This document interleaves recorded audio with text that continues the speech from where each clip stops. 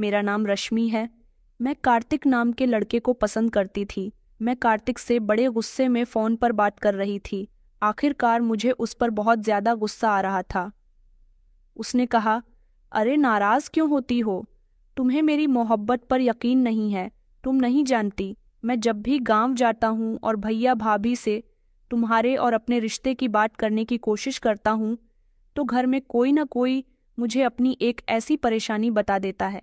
मैं उस परेशानी में उलझ कर रह जाता हूँ और अपने रिश्ते की बात करना उन लोगों से भूल ही जाता हूँ। पिछले हफ्ते भी मैंने बड़ी भाभी से बात करने की कोशिश की थी।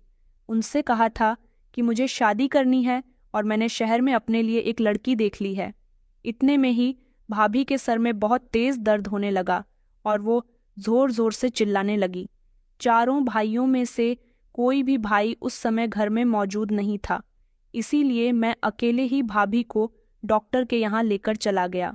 वो तो अच्छा हुआ कि मैं जल्दी से भाभी को डॉक्टर के यहाँ लेकर चला गया था। अगर देर हो जाती तो डॉक्टर ने कहा था कि तुम्हारी भाभी के दिमाग पर बुखार चढ़ सकता था। भाभी की तबीयत बहुत ज्यादा खराब हो गई। घर में सब लोग बहुत परेशान थे और ऐसे हालात के चलते मुझे अपनी शादी से जुड़ी बात किसी से भी करना अच्छा नहीं लगा।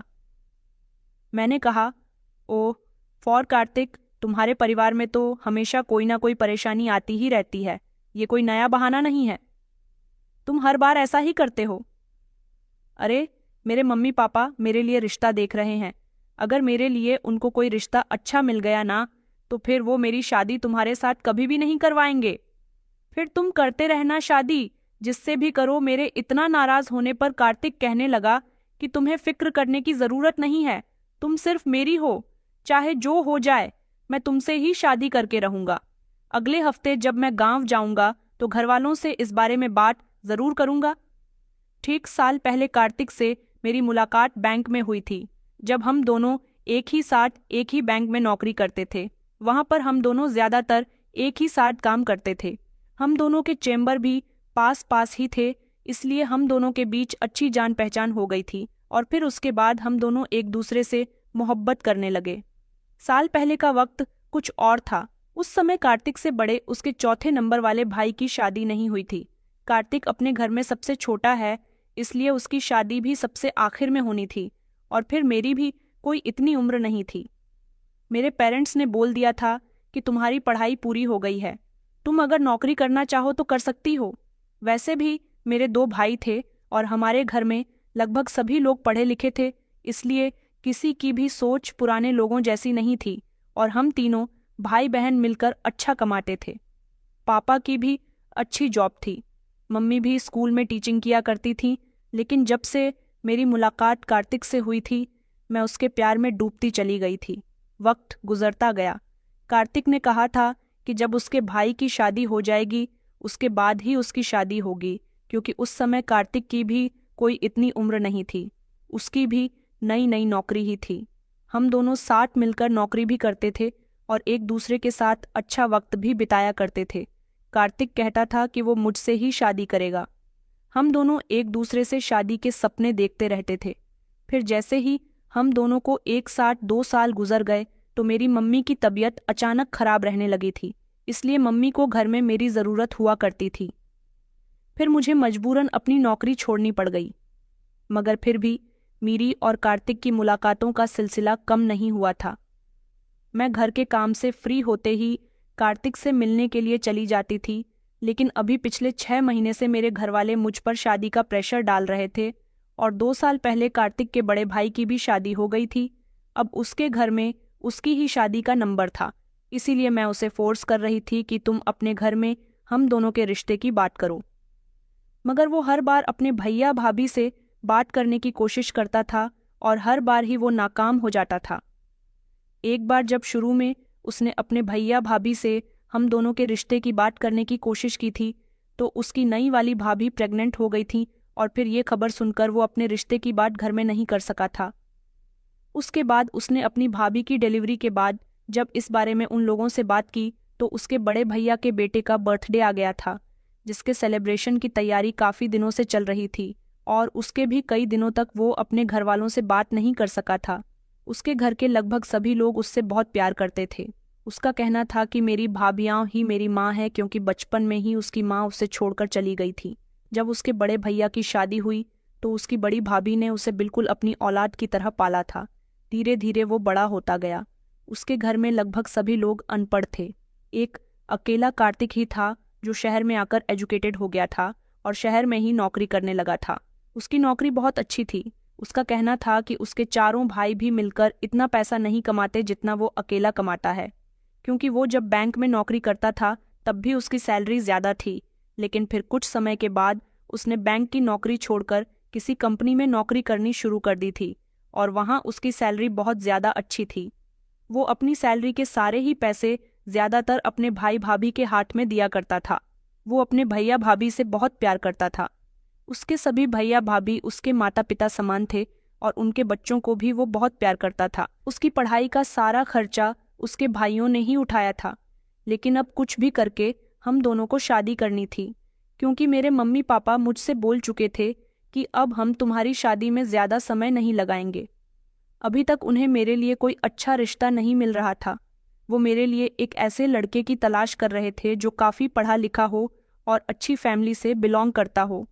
मैं जानती थी कि मेरे पेरेंट्स कार्तिक के लिए आसानी से नहीं मानेंगे, क्योंकि वो भले ही शहर में रहकर अच्छी कंपनी में नौकरी करता था, लेकिन उसका परिवार गांव में था और शादी के बाद वो अपनी पत्नी को भी गांव लेकर ही जाएगा और मेरे पेरेंट्स कभी भी मेरी शादी गांव में नहीं करेंगे, क्योंकि गांव के लोगों की सोच कुछ अलग ही होती है। मगर मुझे यकीन था कि कार्तिक अगर अपने परिवार को लेकर हमारे घर आ जाएगा तो शायद मैं मम्मी पापा को कार्तिक से शादी करने पर मना लूंगी। लेकिन अभी तो कार्तिक अपने घर वालों से कोई बात ही नहीं कर पा रहा था। मेरी तो कुछ समझ ही नहीं आ रहा था। कभी कभी तो मुझे ऐसा लगता था कि कार्तिक मुझे कभी हासिल नहीं कर सकेगा, क्योंकि वो हम दोनों के रिश्ते में कुछ लापरवाही दिखाने लगा है। ऐसा शायद मुझे ही लगता था। वो तो यही कहता था कि मैं हर बार घर जाता हूँ तो घर वालों से बात करने की कोशिश करता हूँ। अब पता नहीं वो सच कहता था या फिर सिर्फ मुझे समझा दिया करता था। अब की बार मेरा उससे जो झगड़ा हुआ था, उस हिसाब से तो मुझे यही लगता था कि अब की बार वो मेरा रिश्ता ज़रूर लेकर आएगा और अपने घर में मेरे बारे में बात ज़रूर करेगा, क्योंकि कई दिनों तक मैंने उससे बात नहीं की थी। वो बार बार मुझे फ़ोन कर रहा था, बार बार यही समझा रहा था कि वो इस बार ज़रूर बात करेगा, लेकिन इससे पहले भी वो कई बार यही सब कुछ कह चुका था। इसलिए अब मुझे उसकी बातों का ज़्यादा विश्वास नहीं रहा था। अब तो मैंने उससे कह दिया था, जब तक तुम अपने घर वालों को यहाँ लेकर नहीं आओगे तब तक मैं तुमसे कोई बात नहीं करूँगी। कई दिनों तक मैं उससे नाराज़ रही थी। मैंने उसकी कॉल भी रिसीव नहीं की थी, लेकिन एक दिन उसने मुझे मैसेज करके बताया कि तुम्हारे लिए बहुत बड़ी खुशखबरी है। मैंने कहा, कौन सी खुशखबरी है? तो उसने बताया कि मैंने तुम्हारे और अपने बारे में अपने सभी घर वालों से बात कर ली है। मैंने कहा, तो फिर तुम्हारे घर वाले मान गए या नहीं? वो कहने लगा कि ऐसे कैसे नहीं मानते, मैं उन लोगों से कोई डिमांड करूं और वो लोग मेरी उस इच्छा को पूरी न करें, ऐसा तो हो ही नहीं सकता। उसने बताया कि पहले तो भैया भाभी को इस बात पर ऐतराज़ हुआ था कि तुम्हें शहर की लड़की से शादी करने की क्या ज़रूरत है, हमारे गांव में भी तो एक से एक खूबसूरत लड़की है। मगर जब मैंने तुम्हारा फ़ोटो अपने सभी घर वालों को दिखाया तो तुम सभी लोगों को बहुत पसंद आई और अब सब लोग तुम्हारे घर आने के लिए तैयार हो गए। उसकी चारों ही भाभियाँ और उसके सबसे बड़े भैया जो पहले नंबर के थे, वो हमारे घर रिश्ता लेकर आ गए थे। मगर उन लोगों का पहनना ओढ़ना और बोलचाल का अंदाज बहुत ही अलग था। मेरे मम्मी पापा पहले तो उनको देखकर घबरा गए थे और सोच में पड़ गए थे कि आखिर ये लोग कौन हैं। फिर उन्होंने जब जाकर मुझे देखा और मेरे और कार्तिक के रिश्ते की बात की तो मेरे पेरेंट्स को यकीन नहीं आ रहा था कि उनकी बेटी किसी लड़की से मोहब्बत करती है, जिसके घर वाले आज उनकी आंखों के सामने बैठे हुए हैं और रिश्ते की बात कर रहे हैं। पापा ने मुझे गौर से देखा तो मैंने इशारों से कहा था कि जी पापा, ये लोग ठीक कह रहे हैं, क्योंकि कार्तिक के भैया ने पापा को बता दिया था कि आपकी बेटी और हमारा भाई एक दूसरे से प्यार करते हैं। पापा ने उन लोगों से जीतने भी सवाल करने थे। सब पूछ लिए। कार्तिक की भाभियों को मैं बहुत पसंद आई थी। उसकी चारों ही भाभियाँ मामूली सी शक्ल की थीं। काफ़ी देर तक उनकी बातचीत मेरे पापा के साथ होती रही थी और फिर वो लोग चले गए थे। कार्तिक के भैया भाभी मेरे पापा से बोल गए थे कि आप लोग यही शहर में हमारे कार्तिक से मिल लीजिए और अगर हमारा गांव और हमारा घर देखना है तो हमारे गांव ज़रूर आना। ये बात सुनकर पापा चौंक गए थे। उन लोगों के जाने के बाद मुझे बहुत डांट पड़ी थी। मेरे मम्मी पापा और भाइयों को ये बात भी पता चल गई थी कि वो लोग गांव से आए थे। मैंने उन लोगों को समझाया कि भले ही कार्तिक की फैमिली गांव में रहती है, मगर वो यहीं रहकर नौकरी करता है। पापा कहने लगे कि हम तुम्हारी शादी गांव में नहीं करेंगे। मैंने कहा, लेकिन मैं कार्तिक से ही शादी करके रहूंगी। पापा कहने लगे, तो फिर उससे कहो कि वो तुम्हारे रहने का बंदोबस्त यही शहर में करे। इस बात पर उस दिन घर में काफी हंगामा हुआ था। मैंने जब ये बात कार्तिक को बताई तो कार्तिक इस बात पर बहुत नाराज हुआ था। वो कहने लगा कि मेरे भैया भाभी का कहना है कि शादी के बाद जिस तरह मेरी सारी भाभियां एक घर में रहती है, उसी तरह तुम भी वहीं रहोगी। उसने मुझसे कहा कि तुम्हें कुछ भी करके अपने पेरेंट्स को समझाना होगा। ये बात तो तुम पहले से ही जानती थी ना कि लड़की की शादी होती है तो वो अपने ससुराल में ही रहती है। तुम जानती हो कि जैसे ही मेरी छुट्टी होती है मैं अपने घर चला जाता हूँ। मैंने कहा कि ठीक है, मैं अपने घर बात करने की कोशिश करती हूँ। मैंने यही सब कुछ पापा को बता दिया था। मेरे आंसू पापा को तो दिखाई नहीं दे रहे थे, मगर मम्मी कह रही थी कि अगर हमारी बेटी की खुशी उसी लड़के के साथ है तो हमें उसकी शादी कर देनी चाहिए। वैसे भी हमारी एक ही तो बेटी है। और फिर मेरी जिद के आगे पापा और कोई सवाल न कर सके थे। उन्होंने मेरी शादी कार्तिक के साथ करवाकर मुझे विदा कर दिया था, मगर उनका कहना था कि हमारे लिए कार्तिक अनजान है और उसका घर भी, उसके परिवार में भी हम किसी को नहीं जानते। अब जब तुमने कार्तिक से शादी करने का फैसला किया ही है तो फिर शादी के बाद अगर तुम्हारी जिंदगी में कोई परेशानी आती है तो हमें उसमें इन्वॉल्व मत करना। मैंने पापा से कहा कि आप मुझे आशीर्वाद दे रहे हैं या मुझे बद्दुआ देकर विदा कर रहे हैं। आपकी बेटी इतनी कमज़ोर नहीं है कि परेशानियों से हार जाएगी। मोहब्बत की है तो उसे सारी जिंदगी निभाएगी। मेरी शादी कार्तिक के साथ तो हो गई थी, मगर मेरे घरवाले इस शादी से खुश नहीं थे। अगर कोई खुश था तो वो थी मेरी माँ, जिनको मेरी खुशी की परवाह थी। दोनों भाई और पापा मुझसे नाराज थे। पापा मेरी शादी अपने ही शहर में करना चाहते थे, बल्कि वो तो मेरे लिए ना जाने कितने अच्छे अच्छे लड़कों को भी रिजेक्ट कर चुके थे। उनका मानना था कि उनकी बेटी कोई ऐसी वैसी लड़की नहीं है जिसकी शादी किसी भी मामूली लड़की के साथ करवा दी जाए। मैं काफ़ी पढ़ी लिखी इंटेलिजेंट लड़की थी, इसलिए वो मेरे लिए एक ऐसे लड़के की तलाश कर रहे थे जो कामयाबी की ऊंचाइयों को छू चुका हो और जहां उनकी बेटी अपने बाकी सपनों को पूरा कर सके। यही वजह थी कि उनको कार्तिक और कार्तिक का परिवार पसंद नहीं आया था, मगर मेरी जिद की खातिर मेरी शादी कर दी गई थी। मेरा स्वागत भी गांव में ही किया गया था, क्योंकि शहर में कार्तिक रेंट के फ्लैट में रहता था, जहां पर उसके साथ काफ़ी सारे लड़के रूम शेयर करते थे।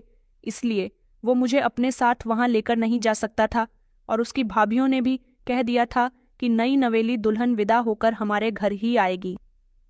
मैं बहुत होश थी क्योंकि मुझे मेरी मोहब्बत मिल गई थी। मेरा स्वागत मेरी जेठानियों ने बड़ी धूमधाम से किया था और चारों ही जेठ भी बहुत खुश थे। मेरी 2 जेठानियों के पास बच्चे थे, जबकि बीच की 2 जेठानियों के पास कोई बच्चा नहीं था। मेरा पति अपने घर में सबका लाडला था, इसीलिए उनकी शादी से सब लोग बहुत खुश थे।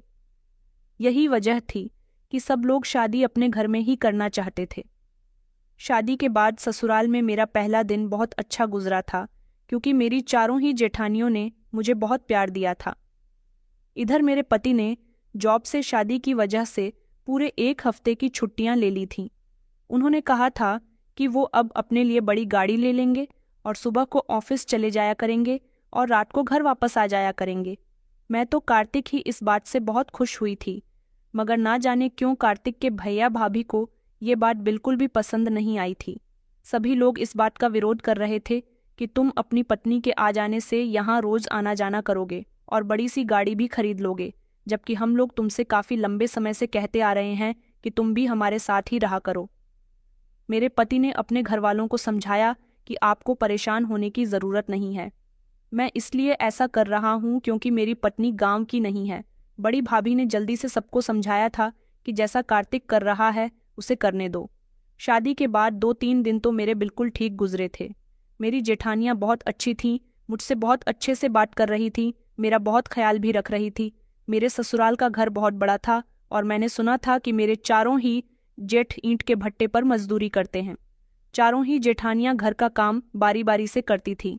मैं अभी नई नवेली दुल्हन थी, इसलिए मुझसे कोई काम नहीं करवाया जा रहा था। मेरी सबसे बड़ी जेठानी का नाम भावना, छोटी वाली जेठानी का नाम काव्या और उससे छोटी वाली जेठानी का नाम रीमा और सबसे छोटी वाली जेठानी का नाम पायल था। धीरे धीरे मेरी शादी को 1 हफ्ता हो गया था। ये सब कुछ बिल्कुल ठीक चल रहा था। कार्तिक ने कार के लिए अपनी कंपनी से लोन लिया और फिर एक कार खरीद ली थी, क्योंकि कार से वो जल्दी गांव आ सकते थे। कार्तिक ने अपनी नौकरी पर जाना शुरू कर दिया था। एक बात बहुत ही अजीब थी, मेरे चारों ही जेठ सारा दिन घर में पड़े रहते थे, कोई काम नहीं करते थे। मैंने एक दिन अपनी जेठानी से कहा कि भाभी के सभी भैया काम पर नहीं जाते, मैंने तो सुना था कि ये लोग मजदूरी करते हैं। मेरी जेठानी बात को घुमाने लगी और कहने लगी कि हाँ, इन दिनों भट्ठों पर काम नहीं चल रहा है, इसीलिए ये लोग खाली है। मुझे मर्दों का घर में रहना बिल्कुल भी अच्छा नहीं लगता था, क्योंकि वो चारों ही मेरी शिकायत बार बार अपनी पत्नियों से करते रहते थे। कहते थे कि रश्मि से कहो कि घूंघट लेकर आया करें, धीमी आवाज में बात किया करें, घर के काम किया करें। इन्हीं सब बातों की वजह से वो चारों मुझे घर में बोझ लगते थे। मेरी जेठानियां मुझसे कहती थीं कि हमारे घर में ऐसा नहीं होता, वैसा नहीं होता। रात को जब कार्तिक घर आते तो मैं उन सब लोगों की शिकायत कार्तिक से कर दिया करती थी। कार्तिक ने जैसे ही कार ले ली तो कार्तिक मुझे घुमाने लेकर जाने लगे थे। मेरी और कार्तिक की जिंदगी बहुत अच्छी गुजर रही थी। कार्तिक मेरी हर ख्वाहिश को पूरी किया करते थे। शहर जाकर मॉल से शॉपिंग करवाना, बड़े बड़े रेस्टोरेंट में साथ खाना खाना, ये सब मुझे और कार्तिक को बहुत पसंद था, क्योंकि हम लोग पहले भी ऐसा ही किया करते थे। लेकिन अब ना जाने क्यों शादी के बाद ये सब कुछ मेरे ससुराल वालों को अच्छा नहीं लग रहा था। मैंने देखा था कि कार्तिक के भाई मिलकर कार्तिक पर डांट लगाया करते थे और उनसे कहते थे कि जब से तुम्हारी शादी हुई है तुम बहुत ज्यादा फिजूल खर्ची करने लगे हो। शादी को 1 महीना आ गया था। जैसे ही कार्तिक की सैलरी आई, कार्तिक ने इस बार अपनी सैलरी अपने भैया भाभी को नहीं दी थी, बल्कि उन्होंने अपनी सैलरी से मेरा बर्थडे सेलिब्रेट किया था। वो अपने पूरे परिवार को और मुझे शहर के बड़े होटल में ले गए थे। वहां जाकर हम सब लोगों ने खाना खाया था। मेरे जेठ जेठानी को ये सब कुछ पसंद नहीं आया था, मगर कार्तिक की खुशी की खातिर वो लोग होटल खाना खाने के लिए चले तो गए थे। लेकिन जब टेबल पर खाने का बिल आया तो 40,000 का बिल देकर मेरे जेठ को बहुत गुस्सा आया था, जिसमें कार्तिक ने मेरे लिए होटल में सजावट भी करवाई थी, मेरे लिए गिफ्ट भी लिए थे और सब लोगों को खाना भी खिलवाया था। हमारा परिवार भी बड़ा था, इसलिए खाने का बिल ज्यादा आया था, मगर ये सब कुछ मेरे जेठ जेठानी को अच्छा नहीं लगा था। वो सभी लोग आपस में बातें कर रहे थे कि हमने तो कभी ऐसा नहीं किया, ये शहर के लोग फिजूल खर्ची करना बहुत जानते हैं। मेरी जेठानियां मुझे पहले जितनी अच्छी लगती थीं, अब वो वैसी बिल्कुल भी नहीं रही थीं। मेरे पहने ओढ़ने का ढंग भी उन लोगों से बहुत अलग था और मेरा कोई काम उनमें से किसी को पसंद नहीं आता था। वो लोग मुझसे बात नहीं करती थीं, सारा दिन एक साथ बैठकर मेरी बुराइयां करती थीं। मैंने नोटिस किया था कि इस घर में मेरे पति की कमाई से ही चूल्हा जलता था, तभी तो उन लोगों को ये बात बुरी लगती थी कि कार्तिक अपनी पत्नी पर पैसा क्यों खर्च करता है। फिलहाल मैं ये सब कुछ खामोशी से देख रही थी, क्योंकि मेरा पति बहुत अच्छा था, लेकिन घरवालों का बिहेवियर दिन ब दिन मेरे साथ बिगड़ता चला जा रहा था। ये बात जब मैंने कार्तिक से कही तो कार्तिक कहने लगे कि तुम्हें गलतफहमी हो रही है। मेरे भैया भाभी ऐसे नहीं हैं। मेरे भैया भाभी के बारे में कभी अपने मुंह से गलत शब्द मत निकालना, मैं नहीं सुन सकूंगा। कार्तिक ऐसा बोलते थे, इसलिए मैंने कार्तिक को उनके भैया भाभी के बारे में कुछ भी बताना छोड़ दिया था। एक दिन मैंने देखा कि मेरी सारी ही जेठानियां सर जोड़कर मेरे बारे में कुछ बातें कर रही थीं। जब अचानक मैं उनके पास गई तो वो मुझे देखते ही खामोश हो गई थी। मैंने उनसे कहा कि क्या हुआ भाभी, आप लोग मुझसे नाराज हो गया? तो मेरी पायल भाभी कहने लगीं कि नहीं नहीं रश्मि, ऐसी कोई बात नहीं है, बल्कि हम लोग तो अभी तुम्हारे बारे में ही बातें कर रहे थे, यही कि तुम कितनी अच्छी हो। वो कहने लगी कि हमें ऐसा लगता है कि तुम्हारा और कार्तिक का रिश्ता कुछ कमजोर चल रहा है। मैंने कहा कि नहीं, ऐसा तो कुछ भी नहीं है। कार्तिक तो मुझसे बहुत प्यार करते हैं और हम दोनों एक दूसरे के साथ बहुत खुश रहते हैं। पायल भाभी कहने लगी कि अरे उस तरह का रिश्ता नहीं, बल्कि दूसरी तरह का रिश्ता। इस पर मेरी सारी ही जेठानियां हंसने लगी थीं, जबकि मैं उनकी बात का कोई मतलब नहीं समझी थी। उन्होंने कहा, देखो तुम्हारी शादी को दूसरा महीना लग गया। वक्त गुजरने के साथ साथ तुम्हारा पति तुमसे बोर हो जाएगा। हम चाहते हैं कि जिस तरह से हमारे पति भी अभी तक हमारे दीवाने हैं, इसी तरह से कार्तिक भी तुम्हारा हमेशा दीवाना रहे। मैंने कहा, आप लोग क्या कहना चाहती हैं? तो वो कहने लगी कि कुछ नहीं, रात को हम तुम्हें सब कुछ समझा देंगे। रात को जब मेरे पति कमरे में आए तो थोड़ी देर के बाद ही मेरी सबसे बड़ी जेठानी भावना भाभी कमरे में आई और उन्होंने कार्तिक को कमरे से बाहर जाने के लिए कहा। उन्होंने मेरे हाथ में खामोशी से छोटी सी एक पोटली दी जो काले रंग की थी। उन्होंने कहा कि मेरे जाने के बाद इसे खोलकर देख लेना और इसमें कुछ है, उसे पानी के साथ पी लेना। तुम्हारा पति हमेशा तुम्हारा दीवाना रहेगा और हमेशा तुमसे संतुष्ट रहेगा। मैं उनकी बात तो समझ गई थी, लेकिन अभी मेरी शादी को इतना वक्त नहीं हुआ था कि मेरा पति मुझसे बोर हो जाता। मगर फिर भी मैंने उनकी दी गई चीज़ अपने हाथ में दबा ली और अपने पति के कमरे में आने से पहले पहले पानी से उसे खा लिया था। वो मुझे फिटकरी जैसी लग रही थी। उसके बाद मैंने उस काले कपड़े को फेंक दिया, मगर ना जाने क्यों उस फिटकरी को खाते ही मुझे कुछ अजीब सा महसूस हुआ था। अगले दिन फिर से रात के समय मेरी दूसरी जेठानी आई और उन्होंने भी ऐसा ही किया था। अब हर दिन एक दिन फिर एक दिन है। एक एक करके बारी बारी मेरी सारी जेठानियां कमरे में आती और मुझे वो फिटकरी खामोशी से काले कपड़े में लपेटकर उसकी पोटली बनाकर मुझे दे जाती थी और मैं उनके जाने के बाद पानी से उसे खा लिया करती थी। उनका कहना था कि इससे तुम और तुम्हारे पति की जवानी बरकरार रहेंगी। हमारे गांव की सारी ही औरतें ज़्यादातर यही खाती हैं। मैंने उनकी बातों पर यकीन कर लिया था, मगर धीरे धीरे मैं अपने अंदर बदलाव महसूस कर रही थी। मुझे अकेलापन से बहुत डर लगने लगा था। ऐसा लगता था जैसे कोई मुझ पर नज़र रख रहा है। मैं जब अपने कमरे में होती, अचानक से एक अजीब सी हवा आती और मुझे छूकर गुजर जाती थी। मुझे ये सब कुछ बिल्कुल भी अच्छा नहीं लगता था और तो और मुझे बुखार भी रहने लगा था। रात को जैसे ही कार्तिक मेरे करीब आने की कोशिश करते और मुझे हाथ लगाते तो मेरा शरीर बहुत गर्म होता था। मुझे इस तरह देखकर वो घबरा जाते थे और मुझसे पूछते थे, क्या तुम्हारी तबीयत ठीक नहीं है? मैं उन्हें बताती कि हाँ, मुझे अपनी तबीयत ठीक नहीं लग रही है, तो वो फौरन ही मुझे डॉक्टर के यहाँ ले जाते थे। मुझे बहुत तेज बुखार होता था। कई दिनों तक मेरी जेठानियाँ मुझे वो फिटकरी खिलाती रहीं। मुझे हमेशा अपनी तबीयत बोझल बोझल सी लगती रहती थी। मैं अब सारा सारा दिन अपने कमरे में आराम करती और ज़्यादातर मुझ पर बेहोशी सवार रहती थी। जब मैं सो रही होती तो मेरी जेठानियाँ कमरे में आतीं और अगरबत्ती जलाकर चली जाती थी, जिसकी खुशबू पूरे कमरे में महक रही होती थी। उसी समय मुझे एक भयानक सपना आता जिसमें कोई मेरा पीछा कर रहा होता और मैं उससे बचकर भाग रही होती थी, और अब अक्सर मेरे साथ ऐसा ही होने लगा था। रात को भी मेरे साथ ऐसा ही होता।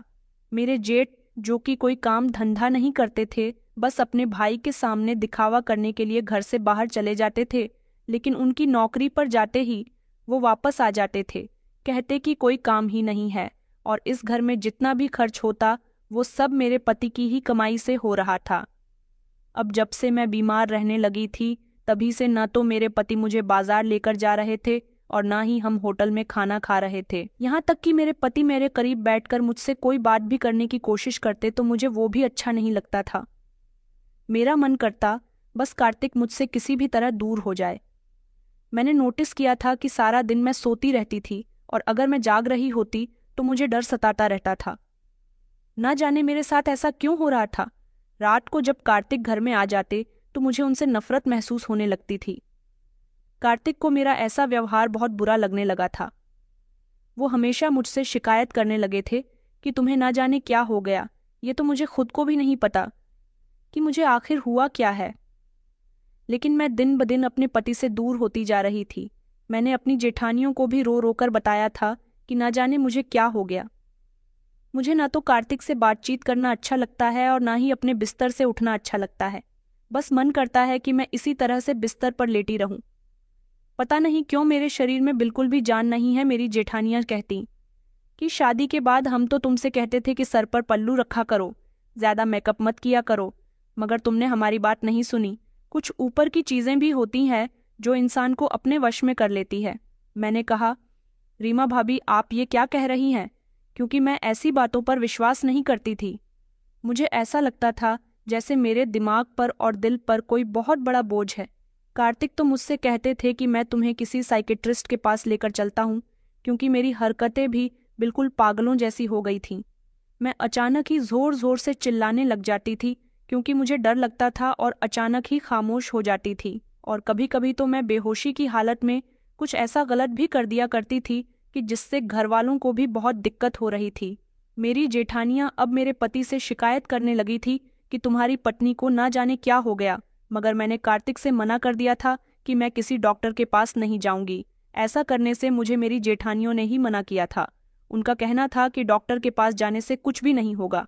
उन्होंने मेरे दिल में डर बैठा दिया था कि तुम पर किसी आत्मा का साया है, और अब तो मुझे यकीन हो गया था कि जरूर मुझे कोई आत्मा सता रही है, क्योंकि अगर मेरे घर का कोई भी मेंबर मेरे कमरे में आता तो मुझे उसकी शक्ल बड़ी ही अजीब सी लगती थी। ऐसा लगता था जैसे किसी जानवर का चेहरा है। मैं दिन ब दिन पागल होती जा रही थी। मेरा पति मेरी इन हरकतों से बहुत तंग आ गया था। मेरा और कार्तिक का रिश्ता बहुत कमजोर हो गया था, क्योंकि मैं कार्तिक को अब बिल्कुल भी अपने करीब नहीं आने देती थी। वो जब भी मेरे पास आने की कोशिश करते, मैं उन्हें धक्का दे देती या जोर जोर से चिल्लाकर उन्हें कमरे से बाहर निकाल दिया करती थी। ऐसा मैं जानबूझकर नहीं करती थी, बल्कि कार्तिक को देखकर मुझे घबराहट महसूस होने लगी थी। वैसे तो मेरे करीब कोई नहीं आता था, लेकिन एक मेरे पति ही थे जो मेरे करीब आकर मुझे छुआ करते थे। सारा दिन मेरा ख्याल मेरी जेठानियां रखती थीं, वही मुझे खाना दिया करती थीं और वही मेरे कमरे की साफ सफाई करती थी। मेरे पति का ध्यान भी अब काम से हटता जा रहा था, मगर उनके भाई भाभी ने उनको समझाया था कि हम है ना, रश्मि का ख्याल रखने के लिए तुम अपने काम पर ध्यान दो। एक दिन मुझे शक हुआ कि पहले तुम्हें बिल्कुल ठीक रहती थी, लेकिन जब से मेरी जेठानियों ने मुझे वो पोटली वाली फिटकरी खिलानी शुरू की थी, तभी से मेरे साथ ऐसा हुआ है। मुझे अपनी जेठानियों पर नजर रखनी होगी, इसीलिए अब मैं जिस समय होश में रहती, उस समय उनकी हरकतें नोटिस करने की कोशिश करती थी। न जाने कि मुझे ऐसा लगता था जैसे मेरी जेठानियां मुझसे और मेरे पति से छुपकर कुछ तो करती है। पहले वो हमेशा मुझसे दूर दूर रहती थी, लेकिन जब से मेरी तबीयत खराब होने लगी थी, तब से हमेशा वो मेरे कमरे के आसपास ही होती थी। मैंने होश में रहते हुए एक दिन कार्तिक से बात करने की कोशिश की और उनसे कहा कि मुझे आपके घर वालों की हरकतें कुछ ठीक नहीं लगती। मेरी बात सुनकर मेरे पति कहने लगे कि तुम मेरी भाभियों पर इल्जाम लगा रही हो, जबकि तुम खुद ठीक नहीं हो। मैंने कहा मैं बिल्कुल ठीक हूँ। बता दिया कि आपकी भाभियां मुझे काले कपड़े में फिटकरी का टुकड़ा देकर चली जाती थी और कहती थी कि इसे पानी से खा लेना, इससे तुम्हारा पति संतुष्ट रहेगा। मुझे अच्छी तरह से याद है, जिस दिन से मैंने उनकी दी हुई फिटकरी खाई है, तभी से मेरे साथ ये सब कुछ हो रहा है। इस बात पर मेरे पति को गुस्सा आया और वो कहने लगे, आखिर तुम्हारा मतलब क्या है? तुम कहना क्या चाहती हो? मेरी भाभियां बहुत अच्छी हैं, गलत तो तुम हो। तुम ना तो डॉक्टर के पास चलती हो और ना ही मुझे अपने करीब आने देती हो। आखिर तुम अपने आप को समझती क्या हो? मैंने कहा, आप मेरी बात का विश्वास करने की कोशिश कीजिए। मगर मेरे पति ने मेरी एक ना सुनी, बल्कि उन्होंने तो कहा कि तुम पागल हो गई हो, मैं तुम्हें कुछ दिनों के लिए तुम्हारे मायके छोड़कर आ जाता हूँ। मैंने अपने पति से कहा कि मैं कहीं नहीं जाऊंगी, ये मेरा घर है, मैं यहीं रहूंगी। मगर मेरे पति कहने लगे कि तुम्हारा यहाँ रहना ठीक नहीं है। मेरी भाभियों ने मुझे बताया है कि तुम उन पर जानलेवा हमला करती हो। उनकी बात सुनकर मैं चौंक गई थी। मैंने कहा, आप ये क्या कह रहे हो? मुझे याद नहीं कि मैंने उन पर जानलेवा हमला कब किया। वो कहने लगे कि पागल लोगों की यही तो पहचान होती है। मेरे पति का ऐसा बदलता हुआ बिहेवियर देखकर मेरे रोंगटे खड़े हो गए थे। मैंने कहा, कार्तिक, आप मेरी बात को समझने की कोशिश नहीं कर रहे। आपको सच्चाई नहीं पता, मगर वो जबरदस्ती मुझसे मेरा सामान पैक करने के लिए कहने लगे और कहने लगे कि अगर तुमसे सामान पैक नहीं होता तो मैं भाभी से कहकर तुम्हारा सामान पैक करवा देता हूँ। मैं अपने पति के आगे गिड़गिड़ा रही थी, मगर उन्होंने मेरी एक न सुनी और फिर वो अगले ही दिन मुझे जबरदस्ती मेरे मायके ले जाने लगे। पता नहीं वो ऐसे क्यों हो गए थे। ये बात उन्हें अच्छी तरह से पता थी कि मेरे घर वाले अगर मेरी ऐसी हालत देखेंगे तो उनको दोषी ठहराएंगे, क्योंकि शादी के बाद मैं बहुत ज्यादा कमजोर हो गई थी। जैसी मेरी कंडीशन थी, उस हिसाब से कोई मुझे पहचान भी नहीं सकता था। कार्तिक ने मेरी एक न सुनी और फिर वो जबरदस्ती मुझे मेरे मायके छोड़ आए थे। वहां जाने के बाद पापा ने तो मुझसे बात भी नहीं की थी, बल्कि मेरे दोनों भाई और मम्मी मुझे देखकर बहुत परेशान हो गए थे। कार्तिक ने उनसे कहा था कि आपकी बेटी ठीक हो जाएगी तो मैं इसे ले जाऊंगा, क्योंकि आपकी बेटी हमारे घर में रहकर सब लोगों पर जानलेवा हमला कर रही है। मैंने कहा, नहीं, कार्तिक झूठ बोल रहा है, मैंने तो किसी पर भी जानलेवा हमला नहीं किया। कार्तिक मुझे मेरे घर छोड़कर जा चुका था, जबकि मेरे मम्मी पापा उसे देखते रह गए थे। मैं भी उसे आवाज़ लगाती रह गई थी, मगर उसने मुझे पलटकर नहीं देखा था। मेरा तो रो रो कर बुरा हाल हो चुका था। पापा कहने लगे, देखा तुमने कैसे तुम्हारा पति तुम्हें यहाँ छोड़कर चला गया है, इसीलिए मुझे ये लड़का पसंद नहीं था। तुमने अपनी हालत देखी है, शादी से पहले तुम्हें कितनी अच्छी लगती थी और अब इन लोगों ने तुम्हारी खूबसूरती छीन ली है। मुझे पापा की बातों का अंदाज़ा अच्छी तरह से हो रहा था। वो बिल्कुल ठीक कह रहे थे, और पहले भी अगर वो मुझे कार्तिक से शादी करने के लिए रोक रहे थे तो उनका रोकना बिल्कुल ठीक था, क्योंकि कार्तिक की सच्चाई भी अब मेरे सामने आ गई थी। मेरे मम्मी पापा मेरे लिए परेशान हो रहे थे। मम्मी ने मुझसे पूछा कि तुम्हारे साथ वहाँ क्या क्या हुआ, तो मैंने उनको सब कुछ बता दिया, मगर ना जाने क्यों जब से मैं अपने मायके आई थी मुझे अपनी तबीयत बिल्कुल ठीक लग रही थी। अब मुझे समझ आया था कि वहाँ रहते हुए ही मेरी तबीयत खराब थी। मम्मी ने कहा था कि कल हम तुम्हें एक अच्छे डॉक्टर को दिखाएंगे, लेकिन मेरी तबीयत तो यहाँ आने के बाद पूरी तरह से ठीक हो चुकी थी। मैं बहुत परेशान थी। मैंने लगातार 2 दिन तक कार्तिक को फ़ोन करने की कोशिश की। मेरे दोनों भाइयों ने भी कार्तिक का नंबर ट्राई किया, मगर उन्होंने किसी का भी फ़ोन नहीं उठाया था। कार्तिक का इस तरह से बदलना मुझे परेशान कर रहा था। क्या वो मुझे यहाँ छोड़कर भूल गए थे? क्या अब वो मुझे यहाँ से नहीं ले जाने वाले थे? इधर पापा मुझे बात बात पर ताने दे रहे थे। भले ही वो मेरे पिता थे, मेरे लिए बहुत परेशान थे, मगर बार बार मुझे रियलाइज़ करवा रहे थे कि कार्तिक से शादी का फैसला मेरे लिए बहुत गलत था। मेरी समझ नहीं आ रहा था कि आखिर मेरी क्या गलती थी, क्यों कार्तिक ने मेरे साथ ऐसा किया। लगभग 1 हफ्ता गुजर गया था जब मैंने फैसला कर लिया था कि मैं कल गांव जाऊंगी और कार्तिक से जाकर बात करूंगी, लेकिन वहां जाने से पहले ही कार्तिक हमारे घर पर आ गया, और घर आते ही वो मेरे पैरों में गिरकर मुझसे माफ़ी मांगने लगा। मैं तो उनको इस तरह से देखकर घबरा गई थी। मैंने कहा, कार्तिक आपको क्या हुआ है? आप आखिर मुझसे माफ़ी क्यों मांग रहे हो? कार्तिक कहने लगे कि मुझे माफ़ कर दो, मैं जानता हूँ तुम मेरी वजह से बहुत परेशान हो, लेकिन तुम्हें यहाँ छोड़कर जाना मेरी बहुत बड़ी मजबूरी थी। अगर मैं तुम्हें यहाँ नहीं छोड़ता या फिर तुम्हें सब कुछ बता देता तो शायद तुम यहाँ न आती। दरअसल मैं तुम्हें यहाँ जानबूझकर छोड़कर गया था, क्योंकि जब से तुम्हारी तबीयत खराब हुई है मैं तुम्हारे लिए बहुत परेशान था। मेरी समझ नहीं आ रहा था कि आखिर तुम्हें क्या हो रहा है। हमेशा तुम्हें बुखार रहता, तुम चिड़चिड़ी सी रहती हो। तुम तो मुझे अपने करीब पे नहीं आने देती थी। तुम पहले तो ऐसी नहीं थी, क्योंकि मैं तुम्हें पहले से जानता हूँ। मेरे घर में जाने के बाद तुम पूरी तरह से बदल गई। मैं समझ गया था कि ज़रूर तुम्हारे साथ कोई समस्या है, मगर मैंने तुमसे कई बार डॉक्टर के यहाँ चलने को कहा तो तुम वहाँ भी नहीं गई, और घर पर भी सब लोगों ने मुझे यही सजेशन दिया कि मुझे तुम्हें डॉक्टर के यहाँ नहीं लेकर जाना चाहिए। मगर मेरे भाई मुझसे तुम्हारी शिकायत करने लगे थे। चारों ही भाई अलग अलग बातें तुम्हारे बारे में कहा करते थे। कोई कहता कि तुम पागल हो गई हो, तो कोई कहता कि तुम सब पर जानलेवा हमला करती हो, तो कोई कहता कि तुम कमरे में अगरबत्ती लगाकर न जाने क्या करती रहती हो।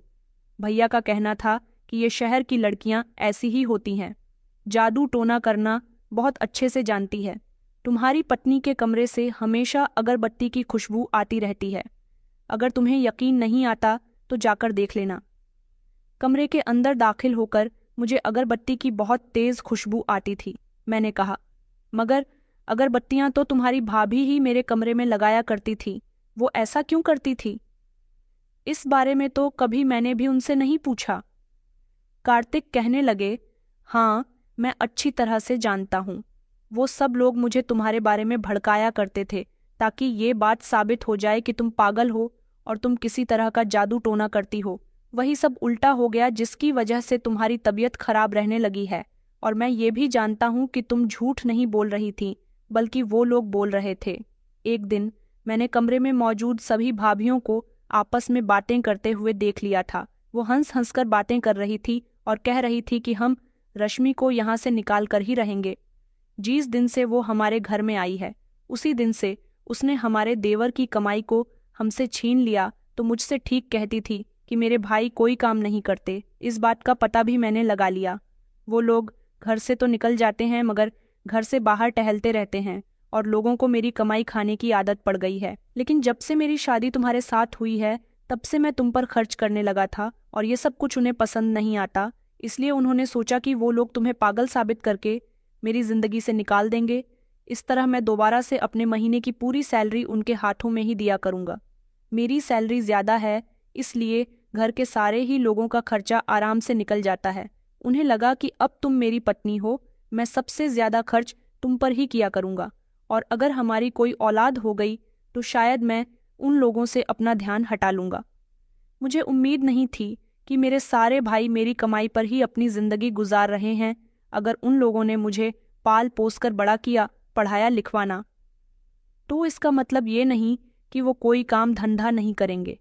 लेकिन मेरी ज्यादा कमाई ने उन लोगों की हरकतों को बिगाड़ दिया। भाभियां, अपने मुंह से जो सच्चाई उगल चुकी थी वो सब मैंने सुन ली थी। दरअसल छोड़ने का फैसला किया ताकि मैं गुस्से में तुम्हें घर से यहाँ लेकर आऊं और उनको लगे कि मैं तुम्हें पागल समझ चुका हूं। मैंने यहाँ से जाकर उनसे बोल दिया कि मैंने तुम्हें छोड़ दिया है। मैंने उनको झूठ बोला कि तुम्हारे घर वालों से मेरा बहुत बड़ा झगड़ा हुआ और इस बीच मैंने तुम्हें डिवोर्स दे दिया। इस बात पर घर के सभी लोग बहुत खुश हुए थे, मगर मैंने उनके खिलाफ सबूत इकट्ठे करने शुरू कर दिए। तुमने मुझे जीस काले कपड़े में लिपटी फिटकरी के बारे में बताया था। मैंने उसका राज भी जान लिया, क्योंकि तुम्हारे साथ जो कुछ भी हो रहा था वो कोई मामूली बात नहीं थी। मेरी चार चार भाभियां हैं। मुझे ये जानना था कि आखिर घर में जादू टोना कौन सी भाभी करती है, लेकिन हैरानी मुझे उस समय हुई जब मुझे पता चला कि मेरी सारी ही भाभियां जादू टोना करती हैं, क्योंकि हमारा गांव एक ऐसा गांव है जहां पर 70% लोग जादू टोना करते हैं। मेरी भाभियां सोच रही थीं कि वो तुम्हें मेरी जिंदगी से निकालने में कामयाब रहीं। एक दिन मैंने अपने सभी घर वालों को बहाने से घर से बाहर भेज दिया। उसके बाद मैंने खामोशी से एक एक करके सभी भाभियों के कमरे में तलाशी ली, तो मुझे सभी के कमरे से बहुत सारी फिटकरी मिली थी। किसी भाभी के कमरे से ताबीज, किसी भाभी के कमरे से काले रंग का कपड़ा, तो किसी भाभी के कमरे से बहुत सारी अगरबत्ती, मोमबत्ती, बहुत सारी सुइयां और भी जादू टोने में इस्तेमाल होने वाला बहुत सारा सामान मिला था। और फिर वो फिटकरी लेकर मैं हमारे गांव के बाबा वेद जी के पास चला गया। बाबा वेद जी हमारे गांव में एक ऐसे बाबा हैं जो आयुर्वेदिक दवाई बनाने के साथ साथ तंत्र मंत्र भी जानते हैं। मैंने उनको फिटकरी दिखाई और उनको पूरी बात बताई, तो उन्होंने मुझे बताया कि इस फिटकरी पर काला जादू किया जाता है और ये फिटकरी जिसे भी खिलाई जाए उसको अपने आस पास आए नजर आते हैं और उसको अपने आप से भी नफरत होने लगती है और उस इंसान से भी नफरत होने लगती है जो उसके सबसे ज्यादा करीब होता है। बाबा वीर जी के घर आकर मेरे होश उड़ गए थे, लेकिन मैंने अपनी भाभियों का जादू टोने वाला सारा ही सामान निकालकर घर से बाहर फेंक दिया था। जब वो लोग घर पर आई और अपने सामान को तलाश करने लगी और बेचैन होने लगी, तब मैंने उनसे पूछा कि आखिर आप लोग क्यों परेशान हो। उन सभी के चेहरे पर घबराहट छाई हुई थी। फिर मैंने उनको बता दिया कि मैं आपका वो सारा सामान फेंक चुका हूँ जिससे आप लोग जादू टोना करती हो। मेरी बात सुनकर मेरी सारी ही भाभियां घबरा गईं, जबकि मेरे भाइयों का भी कुछ ऐसा ही हाल था, क्योंकि वो लोग भी जानते थे कि उनकी पत्नियां जादू टोना करती हैं। दरअसल उन लोगों ने मुझ पर भी जादू टोना किया हुआ था। यही वजह थी कि मेरे परिवार वाले मुझे बहुत अच्छे लगते थे और मैं अपने जीतने भी पैसे कमाया करता था, अपने भाई भाभी को दे दिया करता था। तभी मैंने उनसे अपने 1 रुपये का भी हिसाब नहीं लिया था। उन्होंने तुम्हें वही फिटकरी पीसकर खाने में भी खिलाई है और पानी से भी खाने को दे दी थी। मैंने भाभियों को बता दिया था कि मैंने आपको बातें करते हुए सुन लिया था। जब आप रश्मि को पागल करने वाली बातें कर रही थीं और खूब खुश हो रही थीं, आपका मानना था कि आप सभी अपने मकसद में कामयाब हो गई हो और जैसे ही ये बात साबित होगी कि रश्मि पागल है, मैं उसे घर से निकाल दूंगा। उसके बाद फिर से मेरी कमाई आप लोगों के हाथ में आने लगेंगी। तभी तो मैंने ज्यादा समय लगाए भी नहीं, रश्मि को घर से निकाल दिया। मैंने उनको बता दिया था कि मैं आप सबकी सच्चाई जान चुका हूं। उन सबके तो होश उड़ गए थे। मेरे सभी भाई मुझसे अपने की माफी मांग रहे थे और भाभियां भी शर्मिंदा थीं, मगर मैंने उनसे बोल दिया था कि अब आप लोगों का और मेरा कोई संबंध नहीं है। मैं आप लोगों की खातिर अपनी पत्नी को नहीं छोड़ सकता। आपको क्या लगा कि मैं आपकी बातों में आकर अपनी पत्नी को छोड़ दूंगा? मैं उससे बहुत मोहब्बत करता हूँ। जैसा आपने उसे बना दिया है वो बिल्कुल भी ऐसी नहीं थी। मेरी भाभीियों ने गांव की औरतों से जादू टोना सीख लिया। उन लोगों को रश्मि पसंद नहीं थी, मगर मेरी जिद की खातिर उन्होंने तुम्हें अपने घर की बहू बनाया। यही वजह थी कि वो मेरी नज़रों में भी अच्छी रहना चाहती थी और तुम्हें मेरी जिंदगी से भी निकाल देना चाहती थी। वो लोग चाहते ही नहीं थे कि मेरी शादी हो, क्योंकि उन्हें पता था कि शादी के बाद मैं अपनी पत्नी पर पैसे लगाने लगूंगा, तो वो मेरी शादी की बात को इग्नोर करने की कोशिश करते थे। मगर मेरी जिद करने पर उन्होंने मेरी शादी तुम्हारे साथ करवा दी। लेकिन अब मैंने सब कुछ ठीक कर दिया। तुम्हारे पापा सही कहते थे कि तुम गांव जाओगी, वहां अनजान लोग, वहां तुम्हारे साथ कुछ भी हो सकता है। मैं तुम्हारा ख्याल नहीं रख सका। मुझे माफ कर दो, मैंने कभी तुम्हारी बात नहीं मानी। तुमने तो मुझे कई बार बताने की कोशिश की थी कि मेरे भैया भाभी ठीक नहीं हैं, मगर मैं उन लोगों पर अंधा विश्वास करता था। मैंने कहा, मुझे नहीं लगता था कि इतना सब कुछ हो जाएगा। कार्तिक कहने लगा कि मैं सब कुछ ठीक कर दूंगा। हम लोग अब गांव नहीं जाएंगे। मैं अपने घर वालों से सारे संबंध खत्म कर चुका हूँ। ऐसे परिवार वाले किसी काम के नहीं जो हमें अपनी ज़रूरतों के लिए इस्तेमाल करते हों। मैं उन लोगों के लिए नोट छापने की मशीन था जिसका वो सिर्फ इस्तेमाल करते रहते थे। उन्हें लगा कि मेरी पत्नी की अचानक से उनके पास पैसों की कमी हो जाएगी, इसलिए उन्होंने तुम्हें मेरी जिंदगी से निकालने की कोशिश की। मैं तुमसे और तुम्हारे परिवार वालों से वादा करता हूँ कि मैं तुम्हें अब कभी अपने गांव नहीं लेकर जाऊंगा, बल्कि हम दोनों यही अपनी जिंदगी बिताएंगे। मेरे पापा, जो कि पहले कार्तिक से नाराज थे और मुझसे भी नाराज थे, कार्तिक की इतनी मोहब्बत देखकर उन्होंने हमें माफ कर दिया था और अब उनको ये एहसास हो गया था कि कार्तिक उनकी बेटी के लिए परफेक्ट है। मगर कार्तिक के घर वालों ने जो भी हमारे साथ किया वो अच्छा नहीं किया। कुछ रिश्ते ऐसे होते हैं जो हमारे साथ अगर कभी कुछ गलत भी करते हैं तो ना जाने क्यों हमें उन पर विश्वास नहीं होता, लेकिन जब हम खुद अपनी आंखों से उन्हें गलत साबित होते हुए देख लेते हैं तो हमारा दिल बिखर कर रह जाता है। मेरा पति जो अपने भैया भाभी से बहुत प्यार किया करता था, उसके सामने जब उसके परिवार वालों की हकीकत आई तो वो अंदर से टूटकर रह गया था। लेकिन उसने अपने परिवार वालों से सारे संबंध खत्म कर दिए। गांव के बहुत सारे ऐसे लोग होते हैं जो अंधविश्वास पर विश्वास करते हैं और जादू टोने का गलत इस्तेमाल करते हैं। ऐसे लोगों को सजा होनी चाहिए जो अपने जादू टोने से दूसरे लोगों को नुकसान पहुंचाते हैं। मेरी जेठानियां सारी रात फिटकरी पर तंत्र मंत्र करती थीं और वही तंत्र मंत्र वाली फिटकरी मुझे काले कपड़े में लपेटकर दे दिया करती थी और मुझसे झूठ बोलती थी कि इसको पानी के साथ खाने से मेरा पति मुझसे संतुष्ट रहेगा। उनको उनके किए की सजा मिल गई, क्योंकि मेरा पति उनसे दूर हो गया और अब वो कभी उनके पास नहीं जाएगा। अब मैं शहर में ही रहकर अपने पति के साथ साथ नौकरी करती हूँ और मैं उनके साथ बहुत खुश हूँ। हम लोग यहाँ किराए के घर में रहते हैं। दोस्तों, उम्मीद करती हूँ आपको हमारी कहानी पसंद आई होगी। कहानी पसंद आई है तो वीडियो को लाइक करें, चैनल पर नए हैं तो चैनल को सब्सक्राइब करें। धन्यवाद।